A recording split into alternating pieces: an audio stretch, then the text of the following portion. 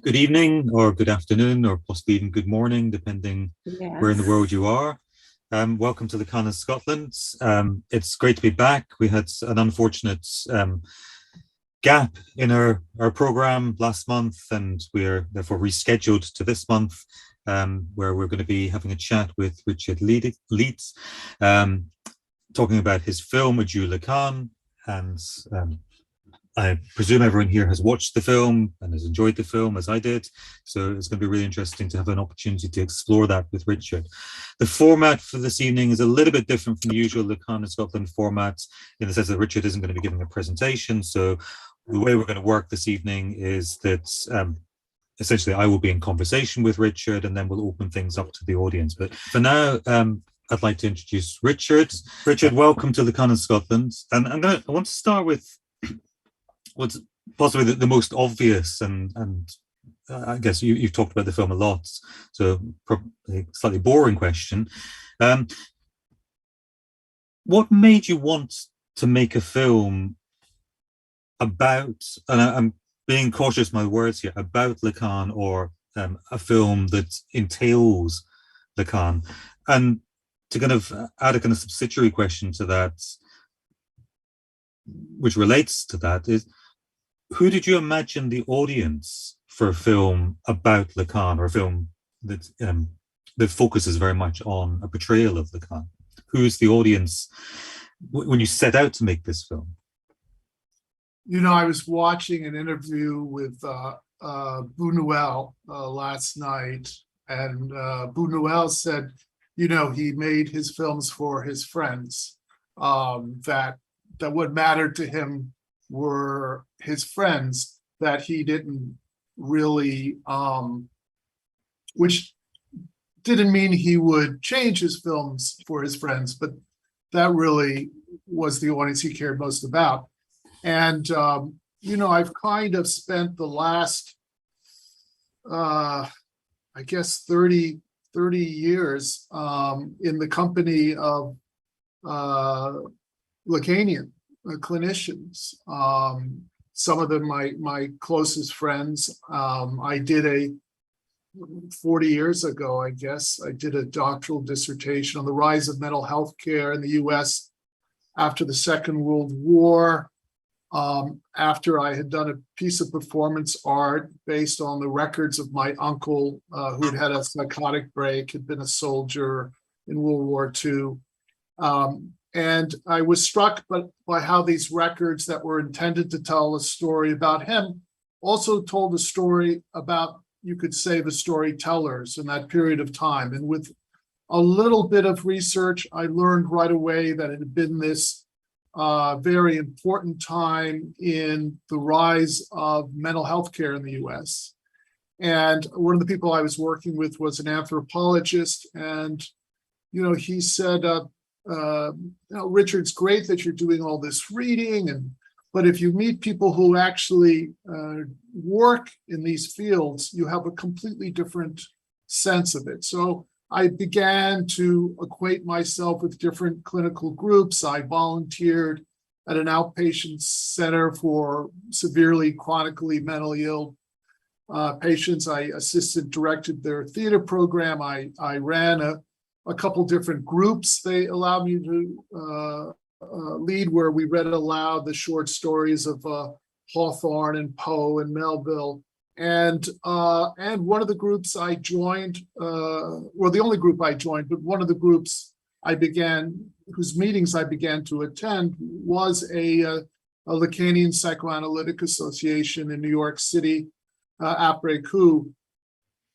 And I continued to be intrigued and engaged with the work of Lacan and this group of people. I eventually did an analysis, a Lacanian analysis. I also had done a previous film written by a Lacanian psychoanalyst, analyzed by Lacan, Didier Weil, who's the editor, author of Quartier Lacan, which was a major source of inspiration for this. But I really enjoy the way you asked the question. and also how I feel very fortunate to have I've seen this interview with Buñuel last night, because I think the audience in a way were these friends of mine, that's really, when I try to explain how I know the work of Lacan, it's very true. It's through reading and attending seminars, but it's also, you mentioned the pub afterwards, the virtual pub, but it's also a lot about pubs and glasses of wine and conversations and dinners and informal ways of spending time with people who that this is a major part of their lives. So somewhat in a very not a very systematic way at all, a very through chance, through jokes, humor, and all those things that make up life. I got to know about this subject, and I would also say was the initial audience I hoped for the film, and I've been really it's done much better than I could ever have hoped in that sense. Really has been a great experience. Fascinating. Is that then not quite nerve-wracking if your primary audience that you're imagining in making the film is your friends who are Lacanians, and Lacanians, the people interested in Lacan, whether they're students, academics, people studying Lacan, analysts, we engage in Lacan's work, and from people I've spoken to, and certainly from my own experience, you can't not but build up your own idea of Lacan. From reading the seminars, Lacan's voice very much comes through there, and I think we each have a Lacan in our head that we engage with through engaging with Lacan. And I wonder, is by pinning Lacan down in a film, you're opening yourself up then to no doubt about it. But there were really two audiences. When I had a chance to direct a stage reading of the play by Betty Milan, Goodbye Doctor, which was really the catalyst for my really beginning to think about this film. What I was struck was that it both appealed to a audience made up of clinicians and students of Lacan. That's where I was invited to stage at the audience for which I was invited to do a stage reading. But I immediately was struck by how easy to understand it was, how accessible it was. It seemed to me to have the bones not only of a film but of a movie, if you will. That it could reach a broad audience, that it was a story to which many people could relate.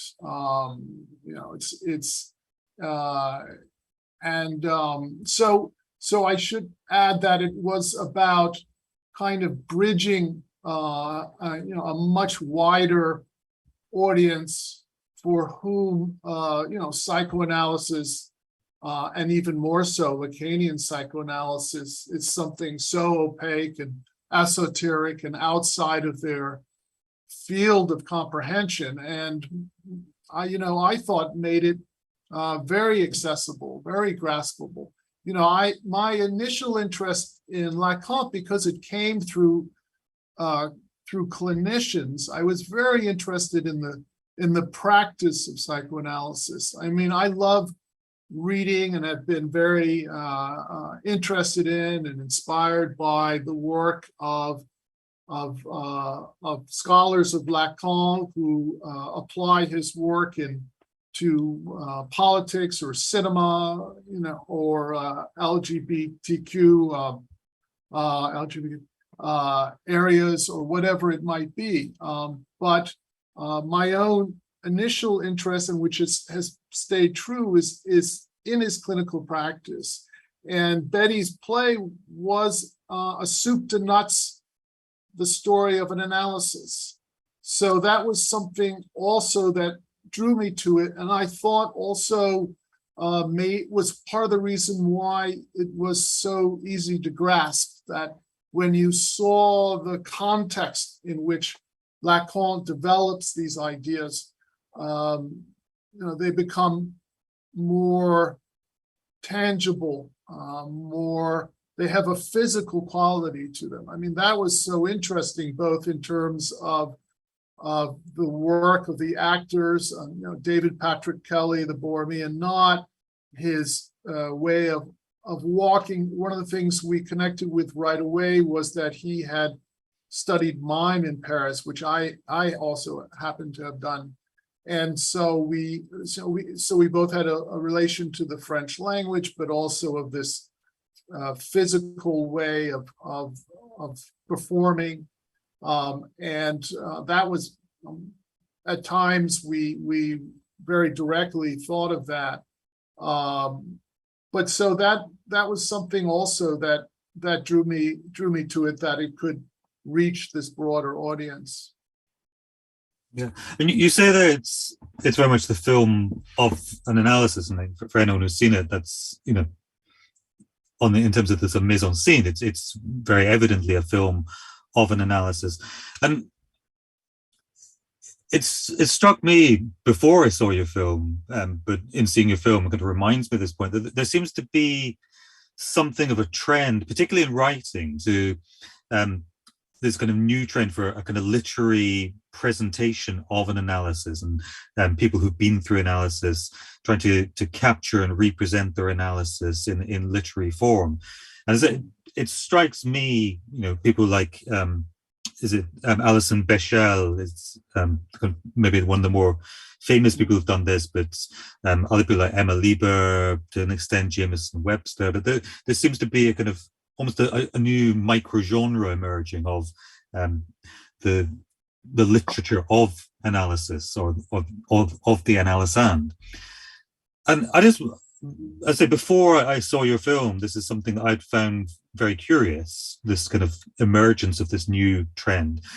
And I wonder if you have any thoughts about that yourself, why this turn towards analysis, why this interest in not analysis as a theory, but analysis as a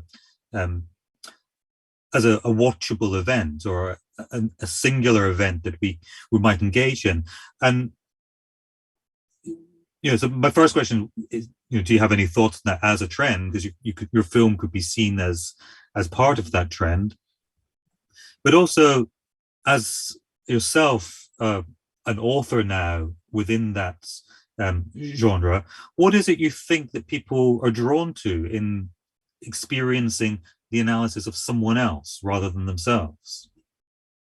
Well, of course, I immediately want to differentiate myself, perhaps, which is to say that I think cinema, it's very interesting to do it as a film. Or one of the things we wanted to do was not only to give an image of reality, but the reality of the image, which is to say, to use that it's not only to tell a narrative, but at times to kind of break that narrative, to kind of foreground the camera, or the movement of the camera, in a sense, to analyze the analysis, in a sense, or have a way in which, I was very interested in, you could say, a doubling of the maieutic process, that it's the story of a woman who wants to find out why she's at an impasse in terms of her wish to be a mother, to give birth. And and I was Greek is something it's been a big part of my interest in how I came to Lacan. And I was thinking in terms of Socrates and a maieutic process, and how Lacan had said that was an analogy he thought was very apt for his approach to psychoanalysis. He's not, all he can do is, that it's within you, you could say, and he can just help bring it out. He's not, and so in a way, it's, and she's really, Seriema is really the protagonist, not Lacan. And in a way, so it's the story, there's this kind of doubling of, so that she has to give birth to her own subjectivity before she can give birth to a child. So there were these ways in which the process of the film, the working of the film, and the way in which in our own time we are saturated with images. We live in a world which has totally been subsumed in a way unimaginable even 20 years ago with images. And so that one of the things that Godard has talked about in these discussions, these dialogues with a French-Iranian film critic, also writer on art, Yitzhak Pur, is the way in which film can be seen now, that once upon a time it was seen as a shelter from time, that you could escape from time into the cinema. But now you can look at it, or one way of using it, as a shelter for time. That, in this, that there's a sense in which there's an erasure of the present through erasure of time through these constant interruptions, these so that film can be used to reestablish a sense of, to give shelter to time, you could say. And so,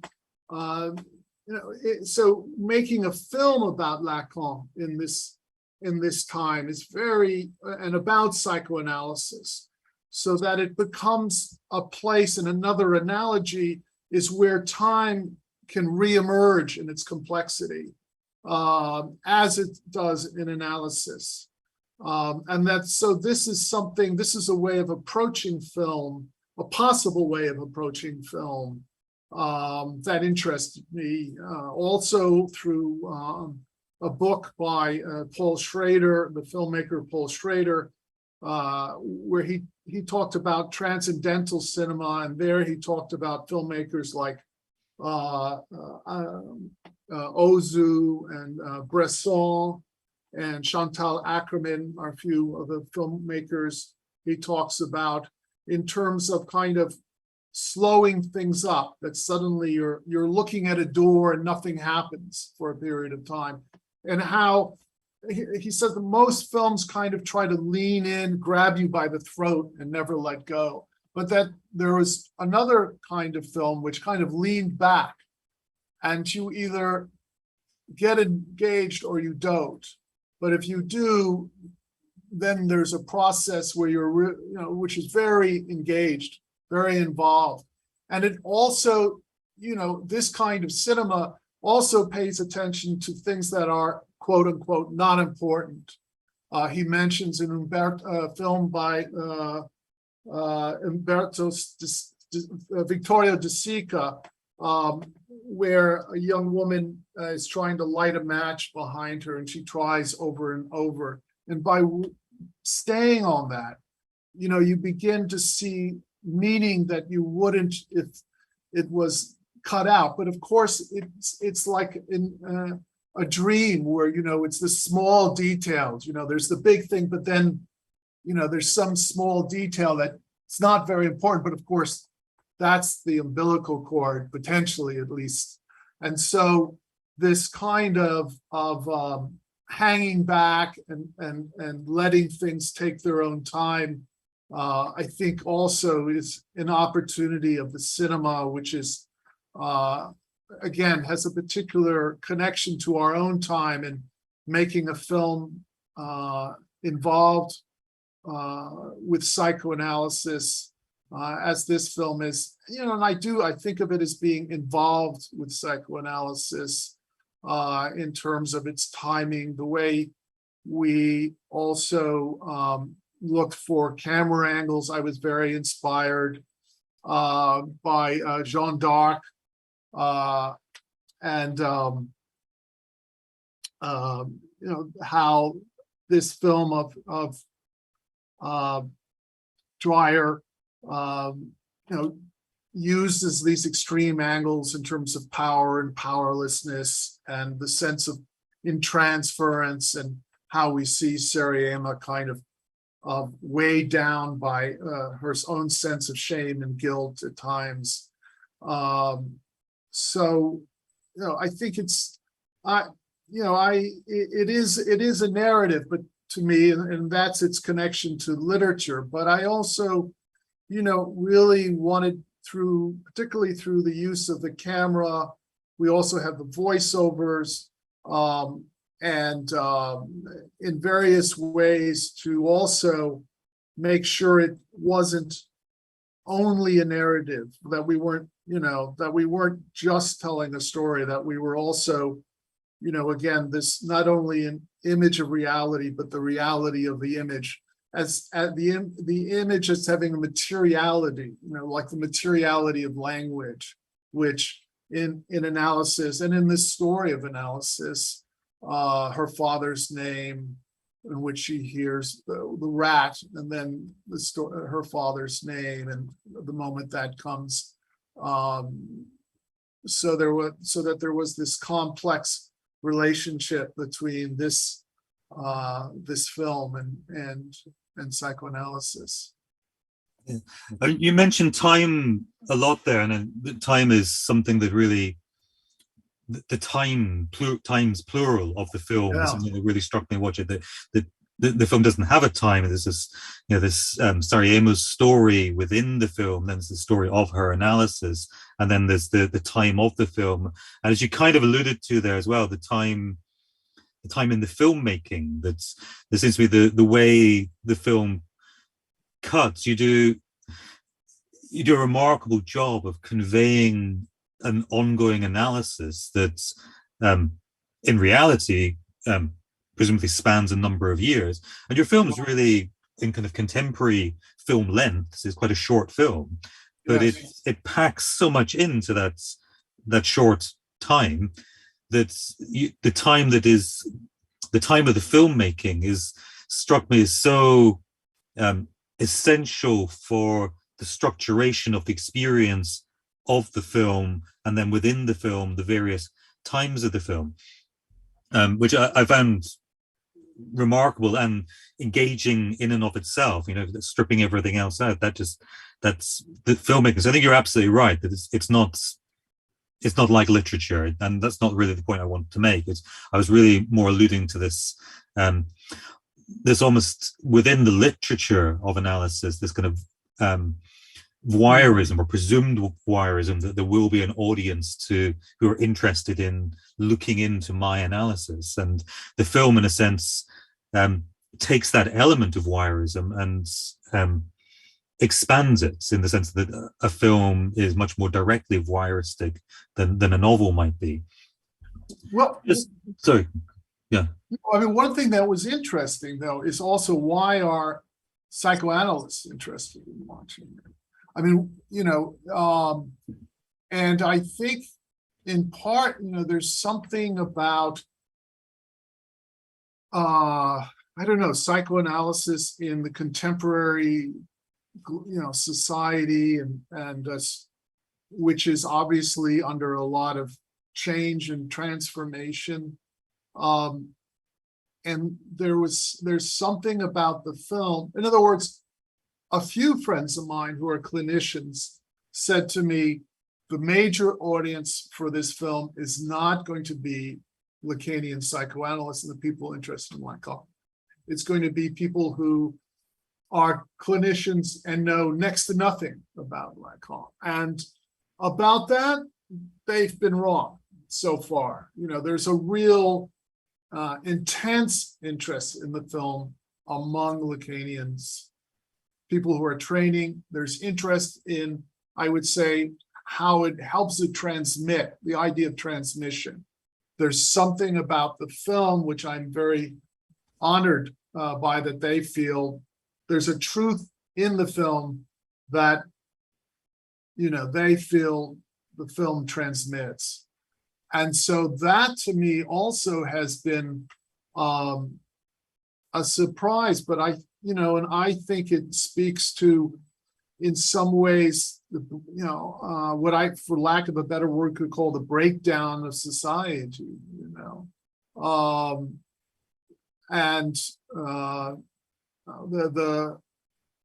the way in which technology, capitalism, so many of the dominant aspects of our societies seem to be driven towards catastrophic change in ways, and there's some, and the wish, I don't know, but I mean, but in terms of people wanting to, what's interesting to me is among the people who are interested in the story that gets told in this are clinicians who feel it transmits something about the truth of analysis, and that to me was a great, I'm very satisfied by that idea,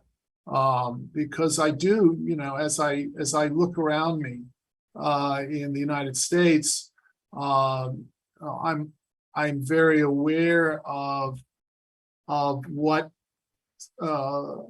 the work of psychoanalysis and Lacan offers in regards to the social bond and questions around the social bond and such. And of course, film and movies, particularly in the United States, a country of immigrants that in a way were put together, created this imagined society through the role of film and cinema,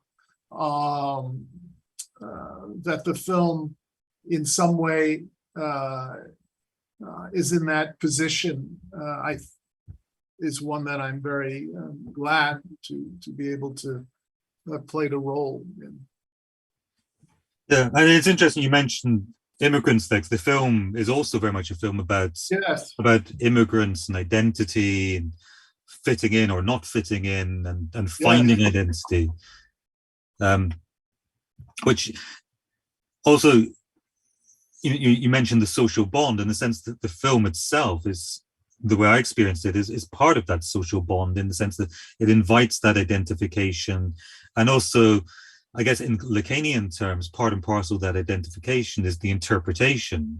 Interpretation is such a big feature of Lacan's work and thinking, that how we need to resist interpretation, how we get lured into interpretation.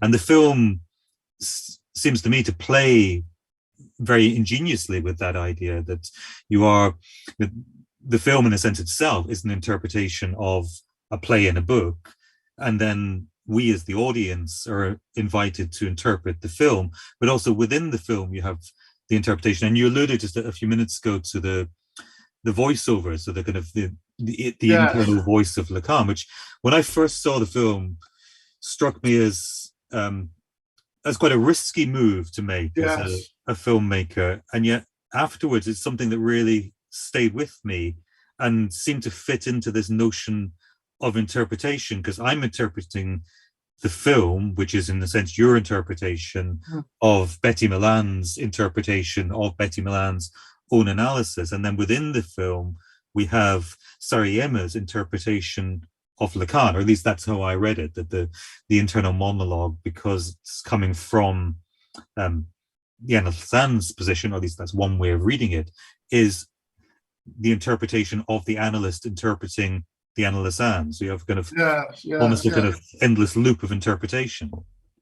It also, in Betty's play originally, they were soliloquies, where the actor would turn to the audience and speak this. But in film, voiceover is very powerful, very different. You know, the fact that the voice, you hear the voice and the lips don't move, you know, that it's very, very, very strong, very powerful. And in her play, one of the things I changed was in the play, Goodbye Doctor, I made it Adieu Lacan. So I mentioned Lacan. Betty hadn't referred to Lacan. She was very supportive and said, you know, please go ahead, do that. And also she had changed the story so that the doctor was concerned with his mother's death, whereas I knew it was when Lacan had been concerned with his own death. You know, and I think one of the reasons people, you know, say how sympathetic, surprisingly sympathetic Lacan is, and you know, I think it's because you really see him, or one of the reasons you see him as mortal. You know, you see him as facing his own death, and through the soliloquies, he's, you know, he screws up every once in a while. You know, she interprets him as you know, needing to correct course, that he's not infallible in any way. And so you have this sense of this, you know, mortal, you know, and so, of course, the writings of Lacan, the Seminaire, will be with us always, but you get a more of a sense of him as ephemeral in a way. And so it changes your perspective on him and adds that quality. And yeah, you know, the level of interpretation, you know, she comes into the analysis saying, you know, she's never mentioned being an immigrant, and she sees no reason to mention it. Is absolutely of no importance to why she's there. And of course, it's you know, paramount importance to why she's there. And from her novel, that was the one thing I took, was that little introduction that's really a little from her novel, where, you know, she kind of says, well, I'm not going to waste my time on this. I'm going to completely avoid it. And of course, that's where she goes. Yeah, you know, I mean, there's so many things to be said about that whole question of immigration, of being an exile in a sense, but and the levels of interpretation that are involved, which also are in a sense doubled with or tripled in the relation of the languages. Of course, it's an analysis which is taking place in French, and her first language is Brazilian Portuguese, and the film is in English. So I wanted to ask about that. Yeah. Why the choice to make it in English when language is so important to this story? Well, I guess it was in part, it's, you know, there I wouldn't say it was, you know, sometimes necessity is the mother of invention. You know, English was the language in which the funding was available. It's also where we could do it. It's very hard as far as I know, as an American, in my experience, working in Europe, the funding is based on the need to protect local film culture, and in part going back to the period after the Second World War, when particularly Hollywood was this behemoth that could just completely destroy film in smaller cultures. And so in Europe grew up this system of supporting, every time you buy a ticket, a small amount goes to a fund that then can be used to support film in that language, French being a prime example. So there was that. You know, New York has got a very deep, I love working in New York. You know, I often think of myself first as a New Yorker. And New York has a very deep bench in terms of actors and acting. So, and I guess I was also, English has a very problematic, troubled relationship to Lacan. Again, going back to the power of the IPA and after the war, and the way that was tied into the Americans and the American, the paradigm of ego psychology and such. But there's another side, of course, of the relation of Lacan to English, which is through literature and poetry. And so I was very intrigued by the idea of doing it in English, and also I think maybe also the number three, or doing it in a third language, introducing a third language, the way it would kind of float between these, the way, also the way in which then the specificity of languages becomes less stable, the way in which someone's knowledge of another language will influence, if they're an English speaker, but they know some German or some French or whatever another language is, it then kind of resonates. So it kind of, there are these languages kind of resonating and affecting, inflecting the meaning of words. So I was interested in it because also I thought of film as analogous in some ways to a language, So I thought of film as another language I was introducing, and the one that I was most focused on in some ways, and so doing it in English in a way gave space for the language I was most responsible for, you could say. Yeah, and I mean, I guess in that sense, I mean, I'm not a filmmaker, so excuse if the question seems impertinent to a filmmaker, but film seems to be more than one language. It's not a language, but there are languages, plural, yes, within film, and you're making presumably quite conscious and perhaps a number of less conscious filmic decisions in terms of the particular languages and resonances that you echo through the film. And although the film is, in terms of natural languages, is in English, it struck me in many ways as a very French film. And the most immediate resonance I got from the film was Alain Resnais and Hiroshima Mon Amour, and last year Marienbad. Yes. So it seemed to me to have that strong echo of not just French film, but French mid-century film to it as well. And I wondered if that was a conscious choice in the sense that it positions the film within Lacan's world, or is that simply me? Am I reading that into it? Oh, I don't think either. Neither. I don't think you're reading. I don't think it's a stretch, but it wasn't a conscious decision. I think there's a lot of the experience of talking about the film.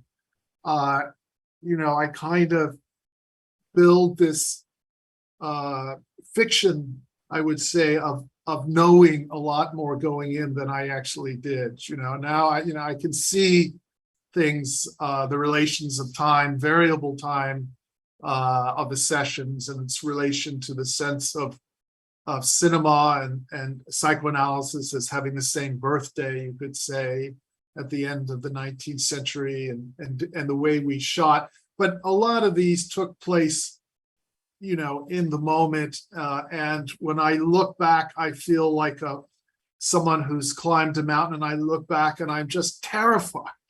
And I don't know how I got around that corner. It's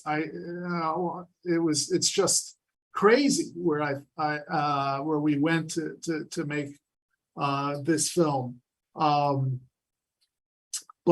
So I don't think that's incorrect. I think that's right.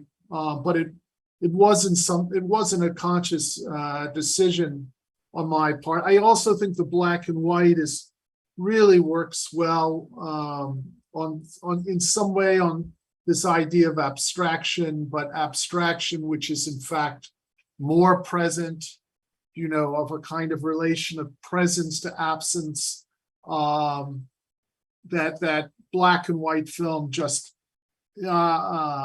really translates so well into black and white. I did want to, speaking of time, you brought that up, and I did wanted to say that, of course, it's a theme in the film through the variable, the sessions of variable length.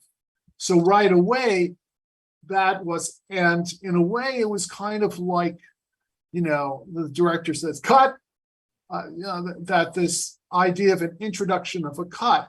And even, when and another thing was this, there's an expression actors use sometimes of, if you're improvising, of put a button on it. In other words, poids de capiton. I mean, it's literally coming from the same image of the mattress. In other words, you're shaping a scene and you need to close it. So, it's just this whole idea of time and how do you shape time, and this idea of the cut, and also of foregrounding the cut. Talk about the cinema of Lacan's time versus, in the classic Hollywood editing, you hide the cut. You're never supposed to be aware of the cut. The cut, you cut on action, so it disappears. And if you have a session that's every time exactly the same length of time, the cut is, in a way, doesn't become a cut, or you're not conscious of it. But the way they worked making films in Lacan's time was to really, to make you think about the cut, to bring out the cut. And his way of cutting also did that, and it's generative of a whole thought process that gets pressed down in this classic Hollywood model, which is not to say, of course, that all Hollywood films, pay attention to that. But nevertheless, it was very striking. And another thing about time was that we shot the film sequentially, which is very interesting. You hardly ever get to do that making a film.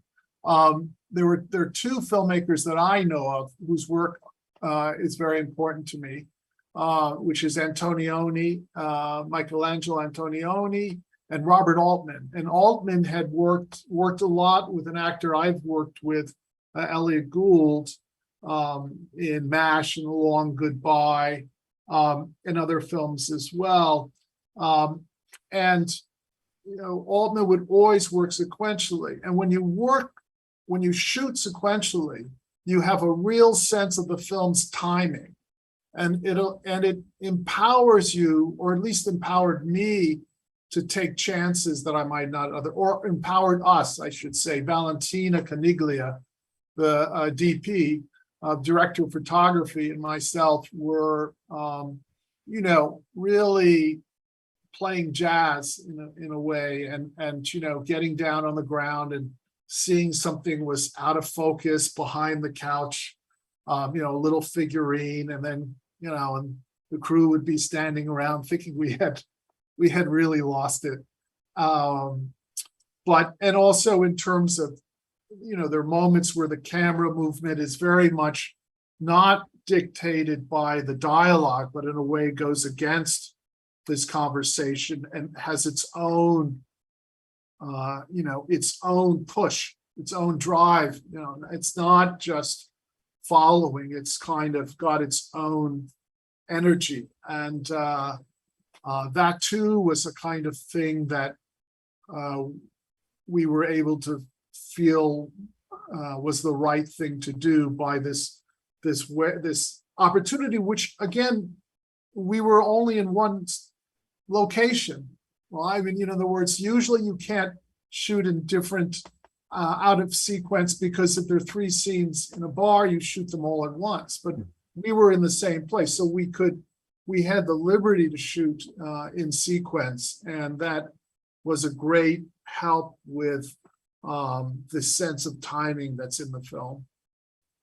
Yeah, and that sense of place is interesting as well. I mean, it's very unusual these days to see a film that is shot in one location. And I thought it was remarkable. The film doesn't feel, there's a risk with that you could feel it's claustrophobic. And the film is quite the opposite, because although it's from a filmic perspective, it's shot in one location, the space of the film is much, much broader than that. So you know, you're leaping continents within the film, and the actors, particularly the actor playing Seriema, carries that so powerfully and so convincingly that you are in the Lebanon, you are in Brazil, you are in Paris, you're a new arrival in Paris, and you feel the streets of Paris. So, although you see glimpses of the streets of Paris in the film, but largely the film is just in that room, and yet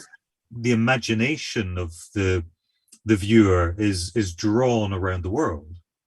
It is because of the work of the actors in particular, for all this talk about the camera, it's again, was to kind of be very austere, very economic about the use of the camera. There's one overhead shot. I think there are two shots on a dolly, So it was about being very, very economic in terms of how the camera is used. In other words, again, we live in this world, which, I can in a moment put on a commercial on my phone, and, it's just, there's no end to the bells and whistles that are going to go off. And here it was really about kind of being very, very strategic in the movements of the camera, that it would be a very rigorous analysis using the camera and the choice of moments, the one overhead where the screen splits and such. All these were done in a very sparing way, and the actors carry the film. The three actors, onto Jacob, who plays Gloria, and the two actors who played the main leads, Ishmedia Mendez, who plays Seriema, and David Patrick Kelly, who plays Lacan. Yes. And maybe just focusing on the actors a minute, and particularly on David Patrick Kelly, he's an actor playing a known figure. How important and how difficult was the casting of that role? Well, I'll start with the end, which is he fell in love with Lacan playing that role. He really just loved playing the role.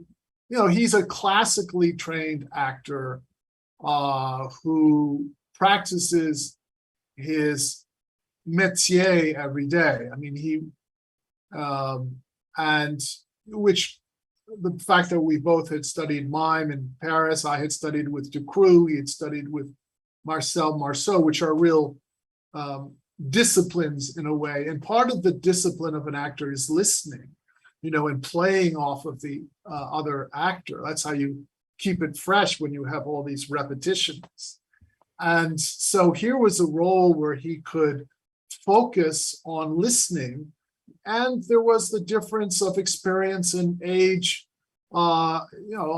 Ishmedia is a relatively young newcomer, and he's got 50 years on her, and is very experienced, and so their working together was a great.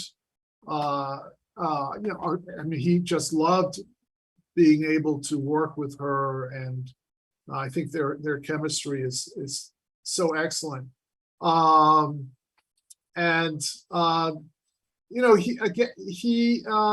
had read Lacan. He knew Lacan's work from when he had been part of the Richard Foreman's Ontological Hysterical Theater, which is a group in New York that performs the work of Richard Foreman, very experimental work.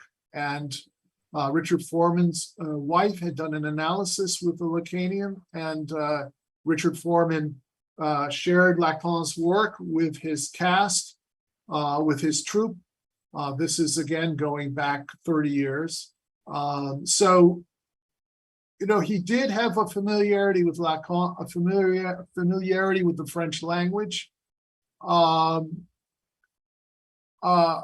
He's best known for the work of Lynch, David Lynch. And of course, Lynch and Lacan, well, I don't say of course, I notice this. They both kind of dress with the button all buttoned up. That's something that Lynch and Lacan did.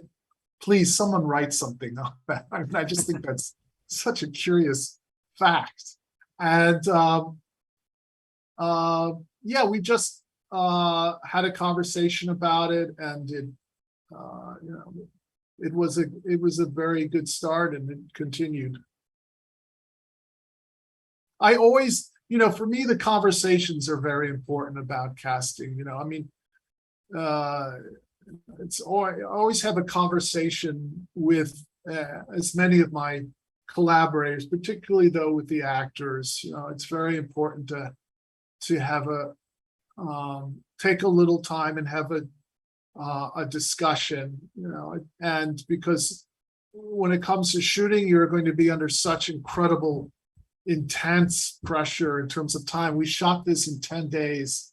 It was really, really highly pressured.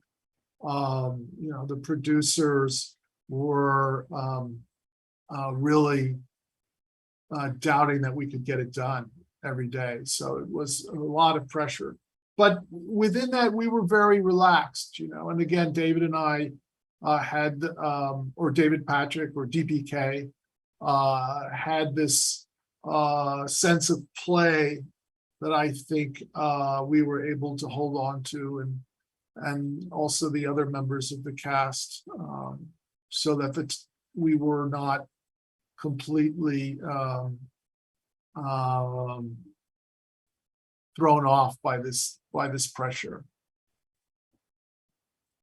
I mean, having watched the film now a couple of times, it would be difficult to imagine anyone else playing that role, which is kind of an odd thing to say, because yes, it's playing a role of a real person. So, of course, you could imagine other people playing that role, but he does seem to occupy the role in a very seamless way.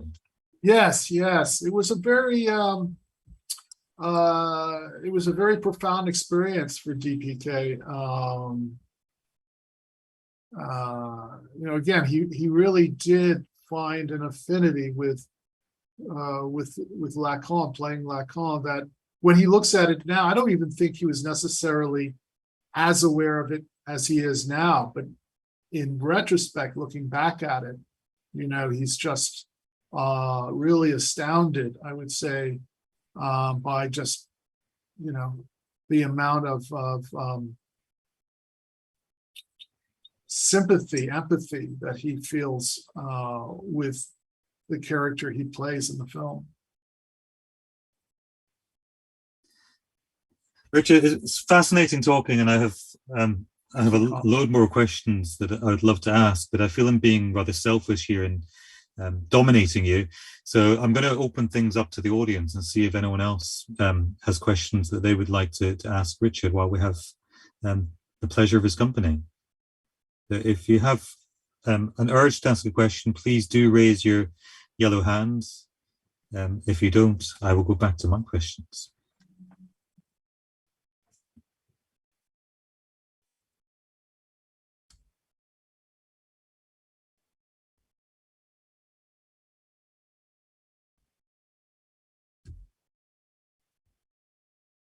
I also want to thank you, Calum, and the association for this opportunity, and for sticking with me when I had to reschedule because of COVID. And I'm very, very grateful that that you take the time, and it's an opportunity to have people see the film. And it's absolutely our pleasure. We're very happy to stick with you. And it's great that things worked out that you're still able to come along. So really fantastic. It looks like we've got a slightly shy audience tonight, so I'm going to carry on asking my questions because I've got lots of things I want to know. One thing that I did want to ask you, and maybe this opens up to the audience a bit as well. We've talked about time and the time of the film, and in a sense, the film is looking back to a point nearly 50 years ago in the 1970s, and towards the end of Lacan's career, when he's very much an established analyst. The film also, as I've alluded to, struck me as echoing films of that period. Your choices to make the film in black and white, which already can give it I was going to say dated. Dated is the wrong word, but it gives it a sense of 20th century cinema where a black and white film was more prominent. In a sense, it also possibly goes back to my opening question about who you thought the audience was. I wonder, and this is really just a very open question, so maybe the audience has a perspective from this as well. What is the relevance of Lacan now? We're talking 50 years later, you're making a film about Lacan at a particular period in the 1970s, engaging very deeply in his practice, both through what is presented in the film, but also the structuration of the film. But Lacan is, in many senses, old hat. It's work that's been done. He's been dead for over 40 years now. What's the relevance of Lacan? Why Lacan rather than something more now, more obviously now? Well, I think in part I would say that depends on us, or the element of one of the things is both film and psychoanalysis are inventions of the 19th century. There really are inventions. There's they have a relationship to science, to technology, and one could also ask that about film today. Why film? Why not a TikTok, or why not a series? Why the form of film has its own temporality, and I think it's in part a question of the inventiveness. The black and white and 4/3 were choices that immediately, when we're going to talk about time, immediately foregrounded the idea of the past. The 4/3, the aspect ratio, was the earliest standard aspect ratio for film.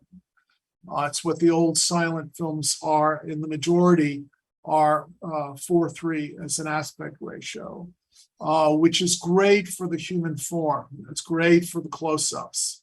Again, as we see in Carl Dreyer's Joan d'Arc, it really puts attention on one. It's wonderful for one focus. If you want to focus on one person, that's the way to do it. And then, so I mean, that too, you could say, why focus on one person? Given also Freud's nephew, whose name I'm going to forget, the inventor of I think his first book was Propaganda. It was entitled Propaganda, but in terms of, I think it's Edward Bernays, right? But in terms of mass psychology and advertising and such. So it's something we'll have to constantly. I mean, I think in the film I also was very aware in which, in returning to Freud, Lacan was also returning to a sense of invention, whether it be through the application of structuralism or Levi-Strauss or Saussure or Kojève but it was at the same time. So this, one of the things you could say in a sense that he returned to was a sense of invention, of inventiveness in a way. And that, I think that the answer to that is that it remains in a location of invention. The thing that has kept me interested in the work of Lacan. My doctorate was in comparative literature, and I did it on the rise of mental health care, which was a fascinating subject for me because it involved anthropology, it involved the history of science, it involved culture and language and such. And the work of Lacan, the work of those engaged in Lacan's legacy, have continued to be inventive in a way around these different fields that brings them together and continues to be, I think, relevant to being active in the world today. So, but it's certainly true that film has always. I was going to say, film has in a way died. Has had a death, but it's film is always about ghosts. Has always been about ghosts. So there's something about the afterlife of film that's very very powerful and engaging, and continues to draw me. Yeah, I mean, there's this,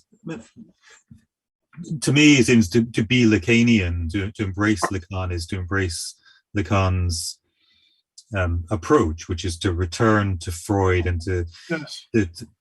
to draw attention to the fact that Freud himself was constantly reinventing himself, his theory, and then to be true to Lacan, we have to kind of go back to, we have to do the return to Lacan. And it seems to me your film very much invites that return to Lacan in a way that, in a sense, is quite Lacanian too, that it jolts us from our, I guess I'm talking about myself and as an academic, someone studying Lacan, I read Lacan a lot, but it's very easy to get locked into a particular rhythm of reading that needs to be, in a proper Lacanian sense, you need to be jolted out of. You talked a lot earlier about the short session or the variable length session, and part of the function of that is that cut, that jolt that pushes you out of a particular way of thinking or a particular mode of identification. And I think your film as a whole also works to perform that function for those of us who are already working with Lacan, as it makes us think differently about the work that we're doing, the imaginary processes that carry that work along, which is a way of saying thank you as well. Thank you. Yeah, it came in the midst of, I've been working for over 10 years trying to get a film made about Freud by a late French psychoanalyst who I mentioned earlier, Alain Didier-Weil, called Vienna 1913. Which is a more complicated story on a lot of levels. And some filmmakers get known for, they're really great for like chase scenes, and others for like sex scenes. They're really good. I'm going to get known as like one person on the lying down on the couch, two people talking. They go, oh, you got one of those films? Leads. Now you got to talk to him. He's the guy. So yeah, this is going to be my niche, and I'm just going to carve this out for myself. But so when this came along, it also was, I was kind of, I loved the way about how contained it was, and I saw it as a film. I mean, that was one of the greatest hurdles, was to believe this could be a film, that it really was a story that would have a specific quality to it as a film, and that would not feel like a play that had simply been filmed, but really had an existence on its own as a film. And so that was an important goal for us.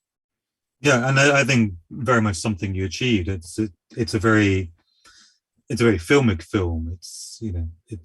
And it operates as a film on that in such a way, as I've kind of suggested earlier, that the filmness of the film integrates so perfectly with the story, or what is unfolding within the film. And it's that kind of integration of those aspects that's really struck me as very powerful, and done very well.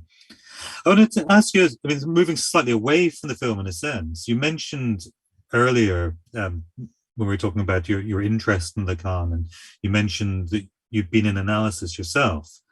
In making a film which is ostensibly the film of someone else's analysis, was it difficult to keep your own experience of analysis out of that process, or I don't know, was it easy to keep your own analysis out of it?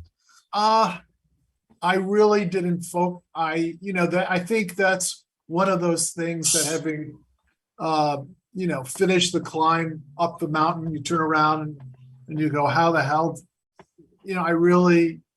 it's one of those things. Somehow I've learned to, not look down. It's one of those things of, well, how the hell did you, navigate that? But it really, it didn't come up.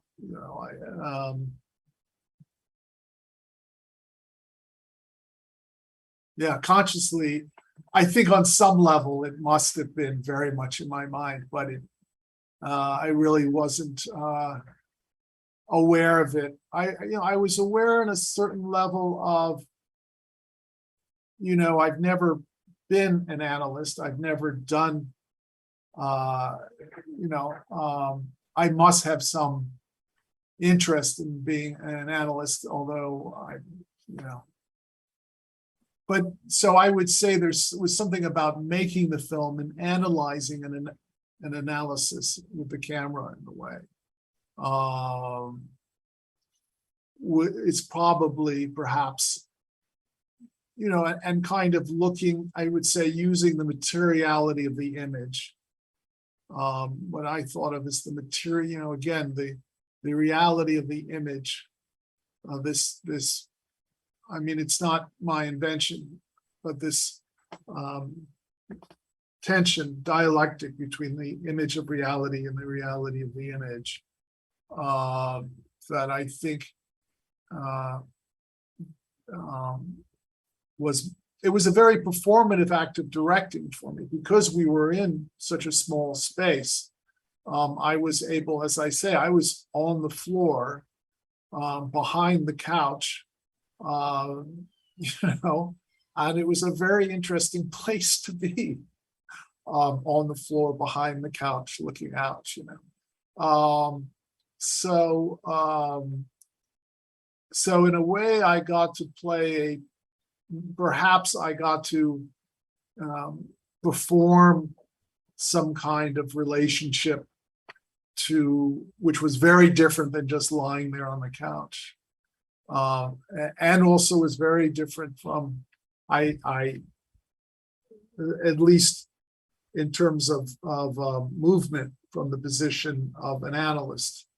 So, it's interesting too. There's of course the moment where Lacan dances in this capoeira, and I think a number of analysts have really enjoy that moment. I think they really relate to that moment of dance. Quite rightly so, I'll say. So yeah, so I think my involvement in it in terms of relation to my own analysis is something that was present in a performative way when I was making the film. Yeah, it's kind of interesting the relationship you point to there, in the sense of the, as the director, as the camera, you are both analyzing and creating at the same time. So you're kind of occupying, yes, both the role of the creator of the object to be analyzed, while also performing that analytic, the role of analysis as well, which is kind of an interesting position. Doesn't fit neatly into analyst or analyst, but I guess quite right, is a third role. Yes, I think there's a real truth to that. So what is next? A film on Freud, or are you going to leave analysis for a while and come back to Freud? I'm actually, I did make another a feature film I shot in 5 days called Iconophile Z, a light romantic comedy about the extinction of all life on Earth, which I've finished and I hope to have out. And I created a song, a persona known as Death Driver in it, and I sang. And Tricky, previously of Massive Attack, heard it, loved it, and it's been signed. The song, my singing it, will be out on his Berlin label sometime around the end of the year, and we're going to time the release of the film to the release of. So finally, my career as a recording, star. And everyone goes, "Oh, your kids must be so happy." They're so horrified. They think this is the worst thing that could ever have happened. So, but the next project I'm making is finally is Vienna 1913. We're going to be shooting that this fall. Actually, here in New York, we're kind of doing the Bronx for Vienna, which is its own kind of interesting play. It's about the rise of it's about 2 young men, one of whom goes to Freud to do an analysis. He's sent by Jung, and he's very embarrassed about his symptom, but and he's because he knows better, but he feels a revulsion tinged with hatred for Jews. And the other young man, who lives in the park, is Adolf. And by the end, Adolf has become Hitler. And the other young man, in analysis with Freud, no longer feels an impulsive hatred towards Jews. So it's very contemporary in a certain way. It's about the breakup of a society, or a time of tremendous stress in a society just before World War I, and a massive amount of scapegoating going on, and a rise of nationalism and such. So we decided, again, on a certain level, strictly for budget reasons, but also it's also the mother of invention. It's also very interesting and generative to be shooting it, to find the story in the Bronx. And soon we'll be cast. Things are going well, but I can't say anything more until we have contracts signed. But I'm really looking forward to it, and so I'll be making this film about Freud in the fall, and yeah, and then I'll move away. But anyway, there we go. That sounds fascinating. Well, I hope maybe we can get you back to talk about that film when I would love to. All right, good. That's a date then. Okay, excellent. I look forward to it. Before we go, just to say we tend to work on an academic calendar, so this is the last Lacan in Scotland event for this academic year. We will be back in September. We are in the process of filling up our calendar for next year. So our plan will be to run exactly the same as the year just gone, where the last Thursday of each month we'll have an event, and we already have a number of really exciting speakers. Our calendar is not yet full, so if you have any particular requests or suggestions, or if you yourself are publishing something, or if you've got something you think is going to be interesting for the audience to hear about, then please do get in touch. We're always looking for interesting speakers. Beyond that, have a wonderful summer, and hopefully see you in September. And Richard, thank you so much for such a generous conversation. It's been fantastic hosting you. So thank you so much. Thank you for this opportunity and for watching the film, and to everyone who's taken the time. Thank you.